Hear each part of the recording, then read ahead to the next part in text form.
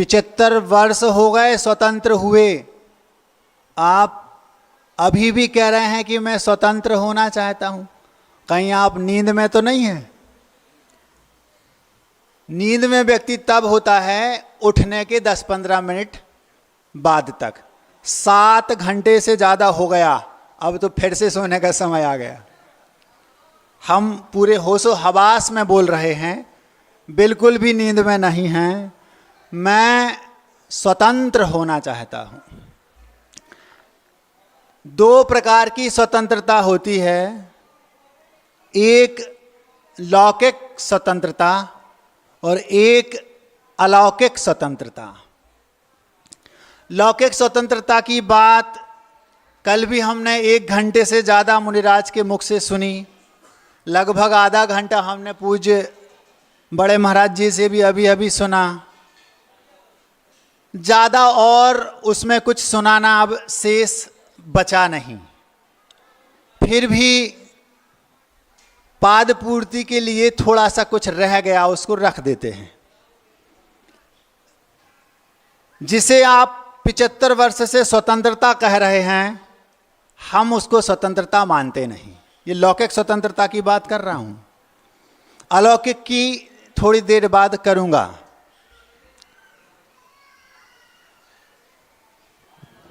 जैसे जैसे ज्ञान बढ़ता जाता है, वैसे वैसे हमें पता चलता जाता है कि हम कितने अज्ञानी हैं। जब तक हमें ज्ञान नहीं होता तब हम अपने आप को ज्ञानी समझते हैं। जैसे जैसे ज्ञान और बढ़ता गया और हमारा अज्ञान बढ़ता जाता है, समझ में आने लगता है कि हम तो बहुत बड़े अज्ञानी, मुझे ये तो पता ही नहीं था, मुझे ये तो पता ही नहीं था। 75 वर्ष हो गए, हम समझ रहे हैं कि हम स्वतंत्र हैं, लेकिन अभी हमने लौकिक स्वतंत्रता भी ना के बराबर पाई है।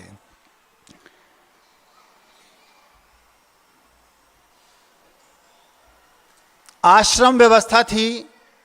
आश्रमों में चाहे राजा का पुत्र हो, चाहे सेठ जी का पुत्र हो, और चाहे एक सामान्य व्यक्ति का पुत्र हो, भिखारी का भी हो सकता है। सारे के सारे उस आश्रम व्यवस्था में वहाँ पर बच्चे जाकर पढ़ाई करते थे और उन्हें 15 से 20 बरस तक की उम्र तक वहीं रखा जाता था। ऐसा नहीं कि वो घर आ जाएं। आज जिसको आप बोर्डिंग बोलते हैं, पूरा का पूरा भोजन पान, खान पान, शिक्षा सब वहीं मिलती है। ऐसी पहले मिला करती थी। उस समय उन्हें ऐसा नहीं कि केवल बाह्य शिक्षा दी जाती थी, प्रैक्टिकल शिक्षा दी जाती थी, थ्योरिकल शिक्षा नहीं दी जाती थी। मतलब राजा का बेटा भी होगा तो उसको लकड़ी काटने अपने क्रम पर जाना पड़ेगा। राजा का बेटा भी होगा तो भोजनशाला में उसको समय पर जाना पड़ेगा। राजा का बेटा भी होगा तो उसको झाड़ू लगानी पड़ेगी। धनुर्विद्या, पाक कला और ग्रंथ, अध्यात्म, ये सारी शिक्षाएं उस समय दी जाया करती थीं। धीरे धीरे धीरे धीरे जब बच्चा 15-20 वर्ष तक हो गया, शिक्षित हो गया, तो उस शिक्षा के बाद फिर वह घर आता था। तब तक उसको वो शिक्षा दी जाती थी। एक छोटी सी बात से मैं ये बताना चाह रहा हूं कि आज हम परतंत्र हैं किस अपेक्षा से। एक विद्यालय में वर्तमान के अंग्रेजी माध्यम के कुछ बच्चों को शिक्षा दी गई कि बेटा हमें भोजन बनाना सीखना है। भोजन बनाना कैसे होता है ये उन्हें थ्योरिकली सिखाया गया। किसान होता है, किसान गेहूं को उगाता है, उसको थ्रेश किया जाता है, फिर उसके दानों को बोरे में भरा जाता है, उन बोरों को बाजार में बेचा जाता है। जब वे गेहूं बाजार में बिक जाता है तो वो व्यापारी उसको छोटे छोटे टुकड़ों में, बोरियों में बनाकर सामान्य नागरिकों को बेचता है। वो नागरिक उसको पीसते हैं, फिर उसकी रोटी बनाते हैं, पूड़ी, वाफले, पराठे आदि आदि बनाते हैं। ये सारा का सारा व्यवस्था उन बच्चों को सिखा दी गई।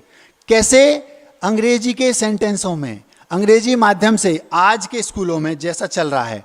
और इसके साथ साथ और भी जो सब्जी आदि, दाल आदि, ये सब कुछ व्यवस्थित सिखा दिया। 15-20 दिन गुजर गए, सिखाते सिखाते गुजर गए, और 20 दिन बाद उनकी परीक्षा हुई।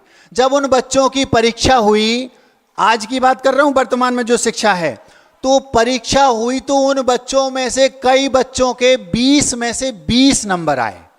अंग्रेजी में बहुत सुंदर शब्दों में उन्होंने उस अर्थ को लिखा, उस भाषा को लिखा, उस भाव को लिखा कि भोजन, गेहूं से लेके भोजन तक की क्या प्रक्रिया है, वैसी की वैसी लिख दी जैसी उनको समझाई गई, सिखाई गई। कुछ बच्चों के 20 में से 19 नंबर आए, कुछ बच्चों के 20 में से 18 नंबर आए, कुछ बच्चों के 18.5, मतलब व्यवस्थित। 100/100 वाले जो बच्चे थे वो उसमें थे। थोड़ी देर बाद उनकी जो टीचर थी वो कुछ गेहूं के दाने लाई और टेबल पर बिखेर दिए। कुछ जो बच्चे बोल रहे थे 100/100 जिनके नंबर आए थे, उन बच्चों ने आकर टीचर से उत्सुकता पूर्वक पूछा, teacher teacher what is this. आप लोग सुन रहे हैं, आप लोग समझ रहे हैं। ये परतंत्रता अंग्रेज जाने के बाद भी छोड़ गए। हमारे पास स्वतंत्रता तो है लेकिन केवल कहने की। हमारे पास स्वतंत्रता है कि हमारा पीएम भारत का है, हमारे जितने सीएम हैं वो भारत के हैं, हमारे देश में जनता के द्वारा, जनता के लिए, जनता का शासन चलता है, लेकिन बाकी सब कुछ हमारे पास विदेशी है। शिक्षा भी विदेशी, स्वास्थ्य भी विदेशी और सारी चीजें। अब मैं पूछना चाहता हूं, क्या इस शिक्षा को हम शिक्षा कहेंगे? जिन बच्चों को 100 में से 100% नंबर मिल रहे हैं, वे बच्चे पूछ रहे हैं teacher teacher what is this. 8वीं कक्षा का अंग्रेजी माध्यम की शिक्षा से शिक्षित बेटा ये नहीं जानता कि ये गेहूं है जिसे मैं 8 वर्षों से मां रोटी बना के खिला रही है। ये वर्तमान में शिक्षा का हाल है। पहले प्रैक्टिकली शिक्षा होती थी, आज थ्योरिकली होती है, प्रैक्टिकली कुछ नहीं। अब उन्हीं बच्चों में से इतिहास का क्या हाल है? उन बच्चों को जब इतिहास पढ़ाया जाता था तो यह पढ़ाया जाता था कि बेटा राम हुए, कृष्ण हुए, वरांग हुए, इन लोगों का जीवन क्या था, ये राजाओं के पुत्र थे। फिर उसके बाद ये विवाहित हुए, इस शिक्षा पद्धति से शिक्षित हुए, गुरुकुल पद्धति से विवाहित हुए, कई सारी रानियां थीं, राज किया, युद्ध लड़े, आदि आदि आदि आदि। और अंत में उन्होंने क्या किया? सबको देख लो आप, सबने संन्यास मार्ग को धारण किया और अपनी स्वयं की आंतरिक स्वतंत्रता को प्राप्त करने के लिए उद्यम किया। ये पहले इतिहास था। धीरे धीरे इतिहास बदला। फिर क्या हो गया? भारत में पहले क्या होता था ये इतिहास आ गया। शुरू का नहीं, बहुत बाद का, भी 1000-2000 वर्ष पुराना ये। फिर उसके बाद और थोड़ी सी परिवर्तन आया तो ये पढ़ाया जाने लगा कि सिकंदर की बाबर से लड़ाई कब हुई। ये भारतीय इतिहास स्कूलों में पढ़ाया जाने लगा। अभी फिर भी ठीक था। अंग्रेजों के बाद ये पढ़ाया जाने लगा कि अंग्रेज स्वतंत्र भारत के लिए किन किन ने क्या क्या योगदान दिया। ये फिर भी ठीक था। वस्तुतः तो इतिहास वो था जब ये पढ़ाया जाता था कि राम ने अपने जीवन में क्या किया, कृष्ण ने अपने जीवन में, पूरे जीवन में क्या किया, अंत में क्या किया, और वरांग ने क्या किया। तो हमें यह लगता था कि जब ऐसे महापुरुष, महान पुरुष जिन्होंने राजाओं महाराजाओं के घर में जन्म लिया, उन्होंने अंत में क्या किया, तो हमें क्या करना चाहिए। ये बच्चे को जीवन की शुरुआत में ही सोचने पर मजबूर कर दिया जाता था। लेकिन आज इतिहास ये पढ़ाया जाने लगा। फिर भी ठीक था कि औरंगजेब की सिकंदर से लड़ाई कब हुई। फिर इसके बाद अंग्रेजों को ने गुलामी को कैसे छोड़ा, अंग्रेजों की गुलामी से स्वतंत्र भारत कैसे हुआ, ये भी अगर पढ़ाया जाता तो फिर भी ठीक था। आज के बच्चों को फ्रांस का इतिहास पढ़ाया जा रहा है। आप सोचिए, भारतीय बच्चों को फ्रांस के इतिहास की क्या जरूरत, मुझे बताओ। क्या ये स्वतंत्रता है? हम स्वतंत्र हो गए, 75 वर्ष हो गए महाराज। क्या हम स्वतंत्र हुए? अंग्रेज तो चले गए लेकिन वो हमें स्वतंत्र नहीं कर गए। वैचारिक परतंत्रता हमारे पास आज भी है। एक ऐसी घटना 2 दिन पहले मेरे सामने घटी, रोमांच आता मुझे उस घटना को याद करके आपके सामने रखता हूं। एक मां अपने बेटे के साथ और अपने पति के साथ आई। ध्यान से सुन रहे हैं आप लोग। जब वो मां, उसका बेटा 1 या 1.5 वर्ष का था, पति उसका यंग था, ज़्यादा से ज़्यादा 4 या 5 साल उनके विवाह के हुए होंगे। नमोस्तु किया और नमोस्तु करके अपने पति से वो पत्नी, उस बेटे की मां बोलती है, प्रभात इन्हें संभालो। क्या कहा? प्रभात इन्हें संभालो। मैं 2 मिनट तक सोचता रहा ये क्या बोल रही है। फिर सोचा कि हो सकता है ये इसके भाई हों, हो सकता है कि कोई रिलेटिव हों। पूछा कौन है? महाराज जी ये मेरे हस्बैंड हैं। मैंने कहा ये तो हंस हंस के बैंड बजा रही है। ये मेरे हस्बैंड हैं। और शब्द सुनना, प्रभात इन्हें संभालो, मतलब उस बेटा जो 1.5 साल का था, प्रभात इन्हें संभालो, मतलब पति का तो वो नाम ले रही है और बच्चे को बोल रही है इन्हें संभालो। बच्चे को रिस्पेक्ट से बात कर रही है। ये अंग्रेज आप लोगों के पास विरासत में छोड़ गए और वो हमारे घर घर में बस गई है। ये आपको अभी बात समझ में नहीं आई होगी, मैं समझाता हूं इसका रहस्य। जो पत्नी अपने पति का नाम लेती है, आप लिख लो, वो घर में महाभारत मचाती होगी, गारंटी है ये। कभी भी उसके मन में अपने पति के प्रति वो श्रद्धा हो ही नहीं सकती जो पहले भारतीय संस्कृति में कभी हुआ करती थी। महाराज जी नाम लेने से क्या फर्क पड़ता है? अगर उसने प्रभात बोल दिया तो क्या हो गया? श्रद्धा तो दिल में होती है। महाराज जी आप अभी समझते नहीं, आप लोग इस सब विचारों से दूर हैं। विवाह आपका हुआ होता तो जानते। मैं आपको प्रैक्टिकल इसका सामने रख रहा हूं। ये संस्कृति विदेशों की है, वे हमें विरासत में छोड़कर चले गए और हम अपने आप को स्वतंत्र मान रहे हैं। बंधु अभी स्वतंत्रता बहुत दूर है। ये केवल मैं लौकिक स्वतंत्रता की बात कर रहा हूं। जिस स्वतंत्रता के लिए हम स्वतंत्रता संग्राम सेनानी 4 इस मंच पर बैठे हैं, उसको तो आप परतंत्रता अभी मानते ही नहीं। वो तो कब मानेंगे? जब आपको ये ज्ञान हो जाएगा कि ये स्वतंत्रता है। उसके बाद आपको पता चलेगा कि अरे ये परतंत्रता, इसके बाद एक और है जिसके लिए हम स्वतंत्रता संग्राम सेनानी बने हैं ना, वो आप उसको अभी परतंत्रता नहीं मानते। वो तो बाद की बात है, वो अलौकिक स्वतंत्रता की बात है। अभी तो मैं आपको लौकिक स्वतंत्रता की बातें वो बता रहा हूं जो कुछ कल थोड़ी बहुत रह गई थी, क्योंकि 1-1.25 घंटे में महाराज जी कितनी बातें बताएंगे। तो आपका कर्तव्य है, अब आपको अपने पति से जैसे व्यवहार करना करें, मैं कुछ नहीं कह रहा।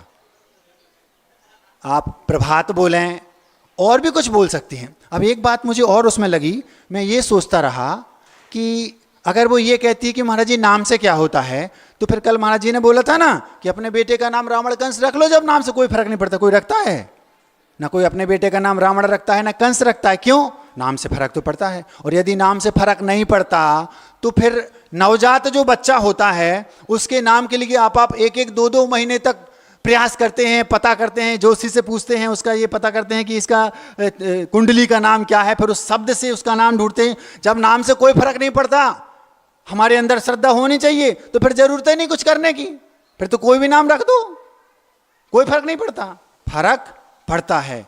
दूध को तपाना है तो तपेली बाहर से तपेगी, बाहर तपेली तप गई, अब दूध अंदर का तपेगा। यदि आपके शब्दों से पता चल जाता है कि आपकी उसके प्रति कितनी श्रद्धा है।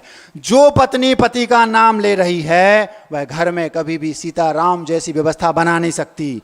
जो पत्नी पति का नाम ले रही है वो पत्नी कभी भी अपने घर में वैसा माहौल नहीं बना सकती जैसा उस फिल्म में बना था जिसका नाम था वागवां। वागवां फिल्म देखी? उसमें कभी आप वो दृश्य देख लेना जब पत्नी एक बेटे के घर में है और पति एक बेटे के घर में है, अलग अलग। वो दोनों स्वतंत्र कर दिए गए थे। 2 बेटे थे ना, 3-4। फिर उनकी आप वो सुन लेना, एक भी व्यक्ति ऐसा नहीं बचेगा जिसकी आंख में आंसू ना आया हो। आप कभी खोल के देख लेना उसको। जब वो फोन पर बात करते हैं तब लगता है ये थी भारतीय पति पत्नियां। ऐसा प्रेम उन पति पत्नियों के बीच में हुआ करता था। तब उनके बच्चे संस्कारित होते थे, तब घर में रामायण बनती थी, तब उनकी पुत्री सीता बनती थी, अंजना बनती थी, तब उनके बेटे राम बनते थे, वरांग बनते थे, भरत चक्रवर्ती जैसे बनते थे। आज तो पता नहीं क्या बनते हैं। ज्यादा कड़वा हो गया। मैं सोच रहा हूं आप लोगों को बुरा लग जाए, लेकिन आप लोग आदी हो गए। महाराज आप बोलते रहो, हम सुनते रहेंगे। एक और बात, शिक्षा जब उस समय दी जाती थी तो चिंतन के लिए पर्याप्त समय मिला करता था। चिंतन समझते हो? चिंतन ये जो पढ़ाया गया उसको घोंटना। दही को मथोगे तब नवनीत निकलेगा। जितना आप दही को मथोगे उतना नवनीत निकलेगा। लेकिन वर्तमान में परिस्थिति ये है, उन्हें पढ़ने का टाइम नहीं है, पढ़ते नहीं, ऐसा नहीं, विषय कोर्स इतना है, बैग पूरा इतना भारी है कि वो बेचारे जितना कोर्स है पूरा वो ही नहीं कर पाते, चिंतन के लिए समय नहीं है। और माना कि किसी को थोड़ा बहुत चिंतन के लिए समय है, तो वो चिंतन का समय चिंतन ना करके वो हाथ में उसके पास जो 4-5 इंच का वो यंत्र है ना, मोबाइल, बस उसमें वो अपना लगा रहता है। आपके पास समय नहीं है, आप चिंतन कब करेंगे? और जब चिंतन ही नहीं करेंगे तो फिर निकलेगा क्या? आपके पास जो रचनाएं होंगी वो स्वरचित नहीं होंगी, स्वचरित होंगी। स्वचरित समझते हो? रचित वो होती हैं जो चिंतन के मंथन करके और व्यक्ति नवनीत निकाल के उसको लिखता है, वो कहलाती हैं स्वरचित।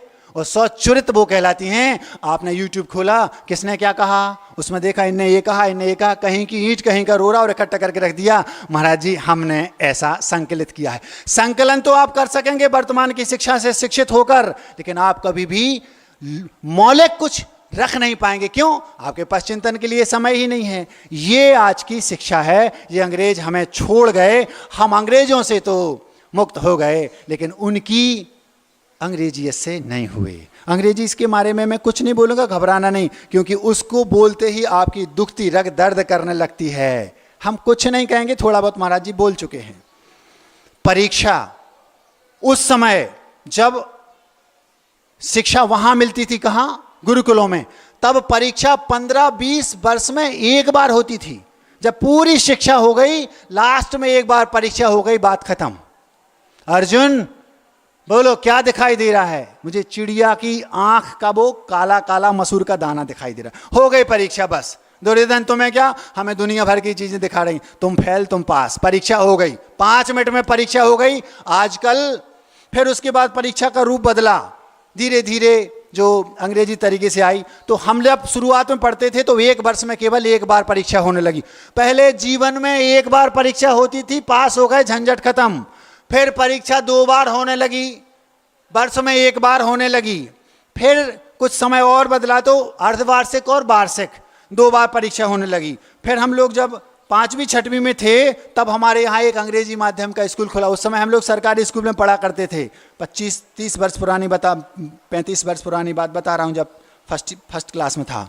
तो फिर 6माही और वार्षिक 2 प्रकार की परीक्षा होने लगी।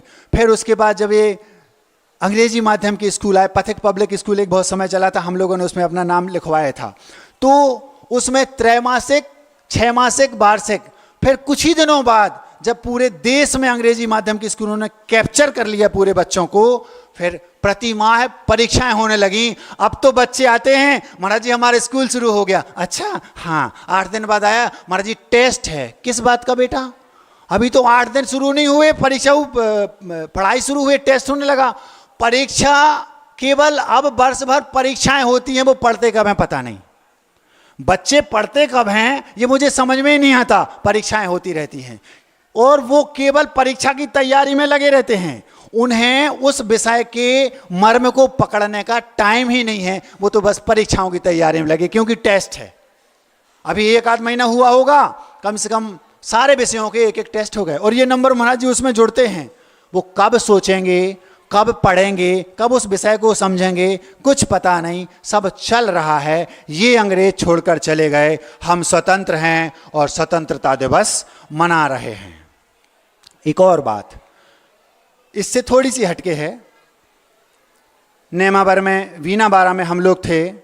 क्या छोड़ के गए वो ये बता रहा हूं, जो रह गया था वो बता रहा हूं, बाकी तो आप सब सुन चुके 2 दिन से। वीना बारा में महाराज जी थे, आचार्य श्री जी, हम लोग उनके साथ में थे।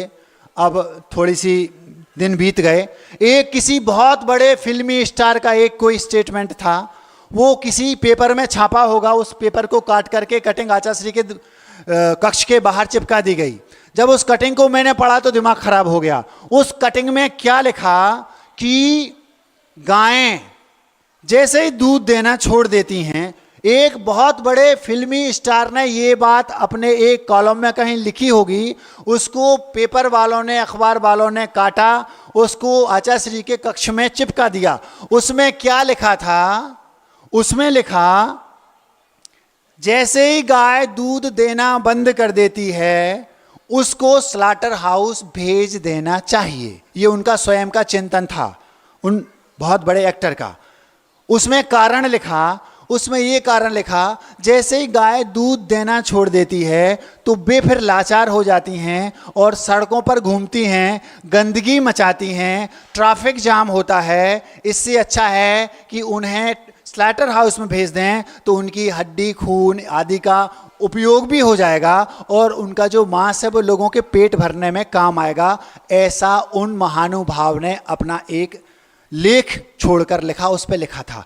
मैं सुना, आचार्य श्री को जब बताया, आचार्य श्री बोले क्या हो गया, ये क्या लिख रहे हैं, इसका मतलब समझे क्या कहना चाह रहे हैं वो। ये आपके दिमागों में भरना चाह रहे हैं कि जैसे ही हमारे माता पिता बूढ़े हुए, अब हमें उनकी कोई जरूरत नहीं है, या तो उन्हें आप वृद्धाश्रम में डाल दो, और या फिर वो ज्यादा परेशान हो गए हैं, उनकी पीड़ा हमें देखी नहीं जाती, इसलिए उन्हें निपटा दो। ये है पश्चिमी अंग्रेजों की सोच, ये है उनकी सभ्यता जिसका हम पूरे होशो हवास से अनुसरण कर रहे हैं। और 75 बाद ध्वजारोहण अभी फहराया गया। क्या ये स्वतंत्रता है? क्या हम इसको स्वतंत्रता कहेंगे? ऐसी सोच वालों को हम क्या कहेंगे, आप सोचिए। क्या ये भारतीय संस्कृति थी? भारतीय संस्कृति तो ये थी, जैसे जैसे हमारे माता पिता बूढ़े हो गए, बच्चों को समझाया जाता था, बच्चों ये हमारे दादाजी हैं, ये हमारे आदर्श हैं, इनकी सेवा करनी चाहिए, इनके पास जाके इनके अनुभवों को लो। अब अनुभव की कोई ज़रूरत नहीं, क्योंकि माता पिता को या तो वृद्धाश्रम में छोड़ दो, और ज़्यादा उन्हें तकलीफ हो रही है तो 1 मिनट की तकलीफ अच्छी, आप तो उन्हें कुछ स्लो पॉइजन दे दो ताकि वो कष्ट ना हो, उन्हें कष्ट हो रहा है। ये वैचारिक परतंत्रता अंग्रेज हमारे अंदर छोड़ गए और हम कहते हैं हम स्वतंत्र हैं। मैं जब पढ़ा उसको तो घबरा गया, और आज यही हो रहा है। पहले सारे के सारे लोग हमारे जो भारतीय संस्कृति के अनुसार जीवन जीते थे, अपने घरों में माता पिता को देवता मानकर रखते थे, और आज हम अकेला रहना चाहते हैं क्योंकि हम विदेशी माहौल में जी रहे हैं। अंग्रेज हमें ये छोड़ के गए हैं, हम अपने आप को स्वतंत्र मान रहे हैं। ऐसी स्वतंत्रता हमें नहीं चाहिए। आचार्य जी ने एक बार कहा, भारत को 200 वर्ष पीछे कर दो, हम स्वतंत्र हैं। भारत को 200 वर्ष पीछे कर दो, हम स्वतंत्र हैं। ये भारत की स्वतंत्रता थी। भारत को 200 वर्ष पीछे कर दो, हम डेवलप हैं, हम विकसित हैं। ये आचार्य जी की सोच थी। क्या था? शांति थी, सुकून था, आनंद था। आज सब कुछ है और ये सब कुछ नहीं है, और हम कह रहे हैं हम स्वतंत्र हैं। मैं स्वतंत्र होना चाहता हूं, ये मैंने आपसे कहा था। ये लौकिक स्वतंत्रता हो गई। अब मैं अलौकिक स्वतंत्रता की बात आपसे करना चाहता हूं। जब ये पूरी पृष्ठभूमि आपकी बन जाएगी, जब आप इस स्वतंत्रता को, लौकिक स्वतंत्रता को पूरे रूप से समझ लेंगे, तब आपको ये समझ में आएगा कि महाराज जी, इसके बाद भी कोई स्वतंत्रता अभी शेष है। इस स्वतंत्रता को स्वतंत्रता संग्राम सेनानियों ने धैर्य के साथ दिया आपको। ऐसा नहीं कि गए और खट से आपको मिल गई। एक पंक्ति पढ़ी थी, धीरज वो सवारी है, क्या कहा? धीरज वो सवारी है जिस पर सवार व्यक्ति ना तो किसी के कदमों में गिरता है और ना किसी की नजरों में। धीरज वो सवारी है जिस पर सवार व्यक्ति ना तो किसी के कदमों में गिरता है और ना ही किसी की नजरों में। हमारे जो स्वतंत्रता संग्राम सेनानी थे, उन्होंने सर कटा सकते हैं लेकिन सर झुका सकते नहीं, ऐसा कहा। और वो अपने अहिंसा और धर्म को पकड़े रहे और धीरज के साथ ना तो वो अंग्रेजों के कदमों में गिरे, और उन्हें पता है, आज भी वो विदेशों में वापस जाने के बाद कहते हैं कि भारतीयों की बात ही अलग है। उनकी नजरों में हम आज तक नहीं गिरे, लेकिन वो कह नहीं पाते, ये बात अलग है। हमारे यहाँ आके अपने अंदर दिल में वो ये बात भरे हुए हैं कि उन भारतीयों की बात ही अलग है। इसीलिए वो हमारे यहाँ के भारतीय ग्रंथों को वहाँ ले जाकर अनुवाद करके उनमें मक्खन निकाल रहे हैं और अपने बच्चों को परोस रहे। और हम अंग्रेजी माध्यम को अपनी शिक्षा का माध्यम बनाकर अपने बच्चों को विदेशी बना रहे हैं। समझ में नहीं आता, कहाँ जा रहे हम। आपका समय हो गया, ज़्यादा कहना मैं चाहता नहीं था, जो कहना था वो महाराज जी कह चुके, और ज़्यादा कहूँगा तो आपका अच्छा नहीं लगेगा, इतना आज के लिए पर्याप्त है। महाराज जी थोड़ी सी मिठाई दे दो ताकि थोड़ा अच्छा लगे, ज़्यादा कड़वा सुना दिया, ले लो। गुरुदेव ने हमें दीक्षित किया, हमें लगा जैसा आप लोग स्वतंत्रता संग्राम सेनानियों की बार बार जयकारा लगाते हैं, उनका नाम लेते हैं तो आपको आह्लाद होता है, हमें अपने जिनने हमारे ऊपर उपकार किया है उनके ऊपर कृतज्ञता का भाव तो होना ही चाहिए। हमारे गुरुदेव ने हम लोगों को स्वतंत्रता संग्राम सेनानी बनाया। कौन सा स्वतंत्रता संग्राम सेनानी? जिसे हम लोग बनना चाहते थे, मतलब वो अलौकिक स्वतंत्रता जिसे आप अभी जानते भी नहीं, पहचानते भी नहीं।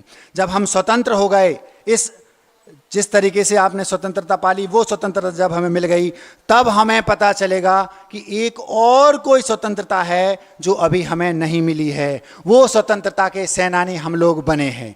हम बाहरी स्वतंत्रता को तो पा चुके हैं, लेकिन अंतरंग स्वतंत्रता, 8 कर्मों के बंधन में हम सभी जकड़े हुए हैं। कभी आपने सोचा, आपके दिमाग में ये प्रश्न आया कि जो बहुत अच्छा सिंगर है, जो सिंगिंग बहुत अच्छी करता है, डांसिंग बहुत अच्छी करता है, मैं क्यों नहीं कर पाता? इसके पीछे कर्म बंधन डाले हुए हैं। एक ऐसा कर्म, सुस्वर नाम कर्म का उदय होता है, वो कुछ भी गाएगा आपको अच्छा लगेगा, लेकिन उन नाम कर्म ने हमें ऐसा जकड़ रखा है कि हमारे मुख से उतनी सुंदर आवाज निकलेगी ही नहीं। कभी आपने सोचा किसी व्यक्ति का यश बहुत फैल रहा है, हमारा क्यों नहीं फैल रहा? क्योंकि उसका यश कीर्ति नाम कर्म का उदय है। वो नाम कर्म के बंधन हमारे अंदर पड़े हुए, ऐसे 8 प्रकार के कर्मों के बंधनों से हम जकड़े हुए हैं। इसलिए हम उन 8 कर्मों के बंधनों से मुक्त होने के लिए अलौकिक स्वतंत्रता जिसको कहते हैं, जिसके लिए आचार्य विद्यासागर जी भी उस मार्ग पर चल दिए, हम भी उस मार्ग पर हैं। ये है अलौकिक स्वतंत्रता का मार्ग। उस मार्ग पर चलने वाला उन 8 कर्मों के बंधनों से मुक्त हो जाता है, और जब वह मुक्त हो जाता है तो वह सिद्धाला में जाकर विराजमान हो जाता है और अपने आप को स्वतंत्र महसूस करता है। वो अलौकिक स्वतंत्रता मैं पाना चाहता हूँ। उसी अलौकिक स्वतंत्रता को पाने के लिए हम सब पुरुषार्थ कर रहे हैं। आप लोग जब इस ज्ञान से भावित हो जाएंगे, जब आपको पता चलेगा, तब आप भी कभी उस मार्ग पर लगेंगे उस अलौकिक स्वतंत्रता को पाने के लिए। उन गुरुदेव ने हम लोगों को स्वतंत्रता संग्राम सेनानी बनाया उस अलौकिक स्वतंत्रता को पाने के लिए। तो मैं कुछ पंक्तियों से उनके ऊपर जो हमारे ऊपर उपकार किया उसको रखना चाहता हूँ। दे दिया सब कुछ मुझे, अब मैं उन्हें क्या भेंट दूं। किन्हें? गुरुदेव विद्यासागर जी को। दे दिया सब कुछ मुझे, अब मैं उन्हें क्या भेंट दूं। कुछ ना कुछ बदले, कुछ ना कुछ बदले में देना जगत की यह रीत है।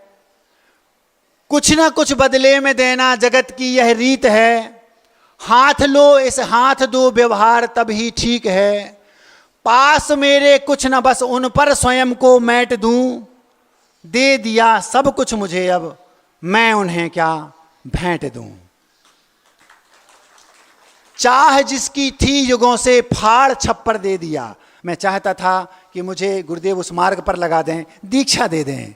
चाह जिसकी थी युगों से फाड़ छप्पर दे दिया। दिया भी वो जिसे पाने था ही तत्पर ये जिया। जिया मतलब हृदय। गुरुदेव ने हमें वो दिया जिसे पाने के लिए हम तड़पते थे। चाह जिसकी थी युगों से फाड़ छप्पर दे दिया। दिया भी वो जिसे पाने था ही तत्पर ये जिया। सांस हर एक आपकी इतना अभी संकेत दूं।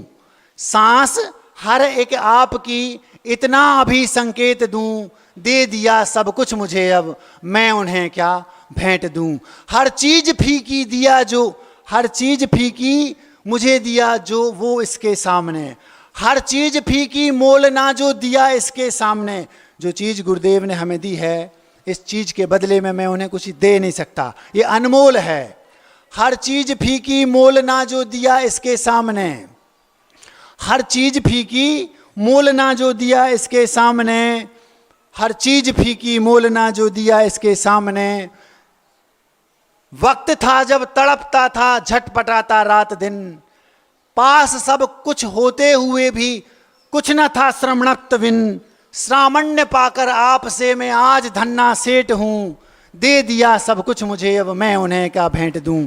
सुना है कि शब्द सा हर बात उनकी मानना, सुना है कि शब्द सा हर बात उनकी मानना, गर कहें दो को पांच तो फिर पांच ही बस जानना। सबसे बड़ा उपहार तो यह, सबसे बड़ा उपहार तो यह उपहार प्रतिपल भेंट दूं, दे दिया सब कुछ मुझे अब मैं उन्हें क्या भेंट दूं, दे दिया सब कुछ मुझे अब मैं उन्हें क्या भेंट दूं। अहिंसा परमो धर्म की।